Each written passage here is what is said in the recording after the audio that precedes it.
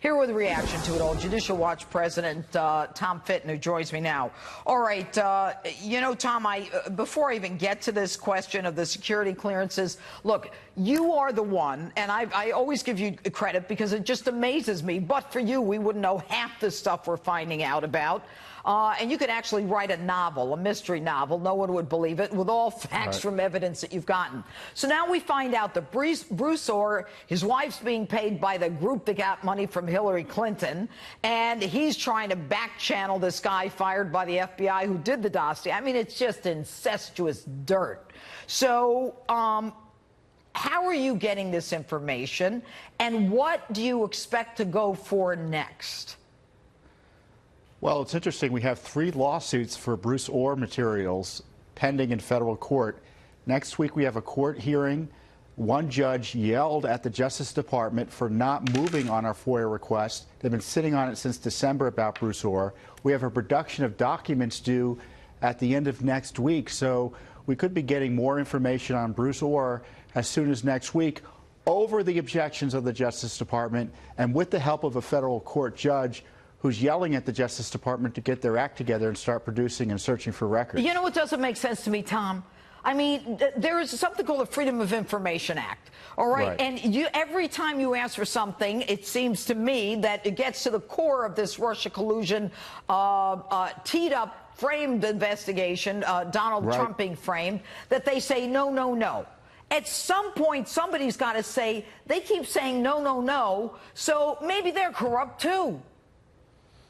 Well, the Justice Department and FBI have been covering up for this gang for over a year at least.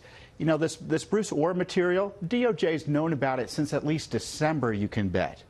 And it's a regular Peyton Place over at the Justice Department. You got Bruce Ohr with his wife working at Fusion GPS. You had the affair between Page and Peter Strzok. And so you've got these marital and adulterous conflicts of interest that have absolutely compromised the Russia investigation. It's just extraordinary. Talk about a novel. And it shows you why the Mueller team is so loath to allow the release of information about what went on here. Because this stonewalling isn't about the DOJ. It's about protecting Mueller and allowing his harassing investigation, again, harassing investigation of the Trump presidency to continue. You know, in the New York Times article from today, it looks like someone's panicking, Tom, I got to tell you. You know, trying to make it look to Don McGahn like Donald Trump is framing you. He's teeing you up for the fall. Something's going on here. But let me just ask you this. No. Do we know how the dossier got from Steele to the FBI? It looks like it went through Bruce Ohr. It looks like it also may have come through the State Department through people like Sidney Blumenthal and that gang. The dossier in many ways has 1,000 fathers, all of whom associated with the Clinton campaign. You can't, and of course Mueller is relying on the dossier as part of his investigation. So the Justice Department is on the side of the dossier and its authors, as opposed to the rule of law and the conspiratorial and the conspiracy theorists who are pushing it. All right. Now, you just said a name that just something went off in my head. You're talking about Sidney Blumenthal. It reminds me there was another Clinton person who had a security clearance who stuffed secrets in his socks. Who was that?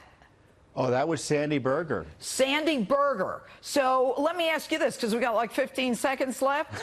And in the next block, I'm going to talk about security clearances. Should any of these bozos who've been fired still have their security clearances, and what's taking so long? It's the deep state. There's this corrupt attitude that people can maintain their security clearances even after they don't need them.